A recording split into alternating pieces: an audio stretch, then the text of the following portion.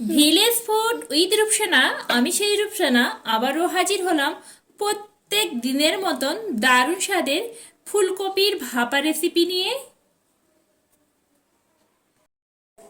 আসসালামু আলাইকুম দর্শক বন্ধুরা, আজকের আমি ফুলকপির ভাপা রেসিপি বানিয়ে দেখাবো। আপনারা দেখতে থাকুন কিভাবে বানায়। এই ফুলকপির ভাপা রেসিপিটি বানানোর জন্য এখানে আমি এক গ্রাম ফ্রেশ ফুলকপি নিয়েছি। আর ফুলকপিগুলো ঠিক আমি এইভাবে ছোট ছোট টুকরো করে কেটে ভালো করে ধুয়ে পরিষ্কার করে নিয়েছি। ফুলকপিগুলো প্রথমে আমি ভেজে নেবো। তার জন্য একটা কড়া বসিয়ে কড়াই আমি এখানে 5 চামচ মতন সরিষার তেল দিয়েছি। তেল গরম হয়ে গেলে এর মধ্যে দিয়ে দিচ্ছি 1 চামচ কালো জিরে।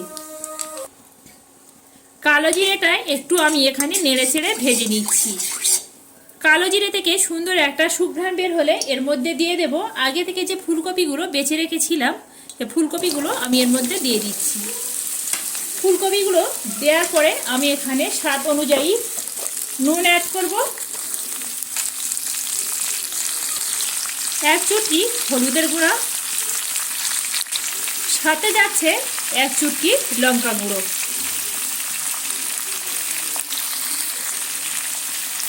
সমস্ত উপকরণ দিয়ে আমি সুন্দর করে ফুলকপিটা একদম লাল লাল করে ভেজে নিতে হবে। এতে করে এই ভাপা ফুলকপি রেসিপিটা কিন্তু স্বাদ দ্বিগুণ বেড়ে যায়। ফুলকপিগুলো আমি এখানে নেড়ে চেড়ে সুন্দর করে লাল করে ভেজে নিয়েছি। ফুলকপিগুলো আমার এখানে সুন্দরভাবে ভাজা একদম রেডি হয়ে গেছে। এবার এটা নামিয়ে নেব। একই কড়ার মধ্যে আবারও আমি এখানে 2 চামচ মতন সরিষার তেল অ্যাড করছি। তেল গরম হয়ে গেছে। আগে থেকে একটা বেগুনকে আমি এইভাবে ছোট ছোট করে ডুমো ডুমো করে কেটে রেখেছি, কেটে ধুয়ে পরিষ্কার করে নিয়েছি। বেগুনগুলো আমি এবার কড়ার মধ্যে দিয়ে বেগুনগুলো একটু নুন হলুদ লবণ দিয়ে আমি সুন্দর করে ভেজে নেব। এখানে যাচ্ছে স্বাদ অনুযায়ী নুন, 1 চুটকি হলুদের গুঁড়া, 1 চুটকি লঙ্কা গুঁড়া। হলুদ গুঁড়া, লঙ্কা গুঁড়া আর নুন দিয়ে ভালো করে আমি এইভাবে একটু খুন্তি দিয়ে নেড়ে ছেড়ে বেগুনগুলো এইভাবে সুন্দর করে একটা ঢাকা চাপা দিয়ে লো টু মিডিয়ামে আঁচে দিয়ে আমি সুন্দর করে একটু লাল লাল করে ভেজে নেব। ঢাকাটা আমি এখানে তুলে দিচ্ছি। এইভাবে আমি ঢাকা চাপা দিয়ে তুলে নেড়ে ছেড়ে উল্টে পাল্টে সুন্দর করে বেগুনগুলো ভেজে নিয়েছি। বেগুনগুলো এখন আমার ভাজা হয়ে গেছে। এবার আমি বেগুনগুলোকে তুলে নিচ্ছি। ফুলকপি ভাপানোর জন্য এখানে আমি কিছু গোটা মশলা নিয়েছি। এখানে নিয়েছি সরিষা নিয়েছি এই চামচ মেপে এখানে 5 চামচ নিয়েছি কাঁচা জিরে 1 চামচ, আর নিয়েছি পোস্ত হচ্ছে 2 চামচ, নিয়েছি কিছুটা ধনিয়া পাতা, আর নিয়েছি 3টে কাঁচা লঙ্কা। আজকের আমি এইসব উপকরণ দিয়ে আমি এই ফুলকপিটা ভাপাবো। তার জন্য আমি এইগুলো সুন্দর করে শিলে পেস্ট করে নেব, তারপরে ফিরে আসছি। এখানে আমি ভাপানোর জন্য এখানে একটা টিফিন বক্স নিয়েছি। টিফিন বক্সের মধ্যে যে গোটা মশলাগুলো আমি দেখালাম, গোটা মশলাগুলো আমি সুন্দর করে মিহি করে শিলে পেস্ট করে নিয়েছি, সেটা আমি টিফিন বক্সের মধ্যে দিয়ে দিচ্ছি। সাথে যাচ্ছে স্বাদ অনুযায়ী নুন, 1/2 চা চামচ হলুদের গুঁড়া। নুন হলুদের গুঁড়ো আমি এইভাবে চামচ দিয়ে একটু ফেটে নিচ্ছি। এখানে আমি চামচ দিয়ে সুন্দর করে ফেটে নিয়েছি। আগে থেকে যে ফুলকপিগুলো আমি এখানে ভেজে রেখেছিলাম, ফুলকপিগুলো এই টিফিন বক্সের মধ্যে এবার আমি দিয়ে দিচ্ছি। যে বেগুনগুলো ভেজে রেখেছিলাম, বেগুনগুলো আমি এই ফুলকপির উপরে দিয়ে দিচ্ছি। সুন্দর একটা কালারের জন্য দিয়ে দিচ্ছি লাল কাশ্মীরি লঙ্কার গুঁড়ো 1 চা চামচ।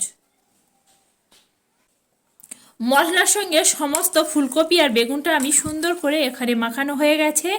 এবার আমি এর সঙ্গে যোগ করে দেব, এখানে নিয়েছি 5 চামচ সরিষার তেল। আজকের আমি মেপে মেপে দিচ্ছি।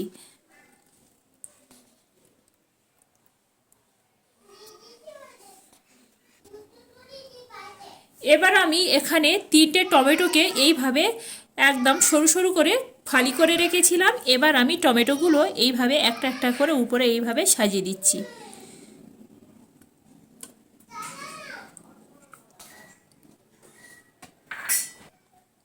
দুটো লঙ্কাকে এইভাবে মাঝখান থেকে ফালি করে নিয়েছি, লঙ্কাগুলো এর মধ্যে দিয়ে দিলাম। এখানে আমি যে বাটিতে মশলাগুলো আমি নিয়েছিলাম সেই বাটিটা ধুয়ে এখানে 1 বাটি পানি যোগ করছি। সমস্ত উপকরণগুলো আমার এখানে দেয়া হয়ে গেছে। এবার টিফিন বক্সের ঢাকাটা আমি এঁটে দিচ্ছি। ফুলকপি ভাপানোর জন্য আগে থেকে কড়াই পানি বসিয়ে দিয়েছি। এবার আমি টিফিন বক্সটা এই পানির মধ্যে দিয়ে দেব। তবে দেখে দিতে হবে টিফিন বক্স থেকে পানিটা অনেকটা নিচে থাকতে হবে। এবার আমি এটা ঢাকা দিয়ে এবার আমি ঢাকাটা বন্ধ করে 15 মিনিট ধরে কুক করতে দিচ্ছি। 15 মিনিট হয়ে গেছে, এখানে আমি ঢাকাটা তুলে নিচ্ছি। এবার আমি টিফিন বক্সটা তুলে আমি এটা কিছুক্ষণ ধরে ঠান্ডা হতে দেব, তারপরে দেখাচ্ছি বন্ধুরা। এখানে আমি টিফিন বক্সটা ভালো করে ঠান্ডা করে নিয়েছি। এবার আমি ঢাকাটা তুলছি। আর দেখতে পাচ্ছেন বন্ধুরা কতটাই লোভনীয় আর কতটাই সুন্দর দেখাচ্ছে, দেখেই বুঝতে পাচ্ছেন কতটাই লোভনীয় হয়েছে। বন্ধুরা এই দুপুরবেলা ধোঁয়া ওঠা ভাতের সঙ্গে গরম গরম এই যদি ফুলকপির ভাপা রেসিপিটি থাকে আর তো কোনোই কথাই হয় না।